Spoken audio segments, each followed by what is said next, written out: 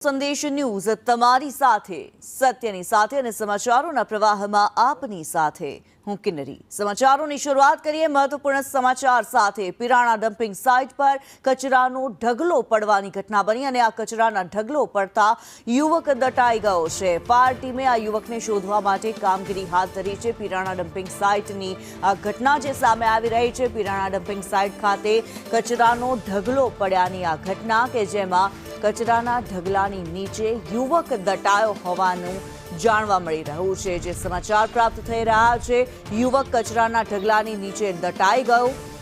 કશ્યપ અમારી સાથે વધુ વિગતો સાથે જોડાયેલા છે। કશ્યપ, એક યુવક કચરાના ઢગલા નીચે દટાયો હોવાનું સામે આવી રહ્યું છે, શું મામલે શું માહિતી?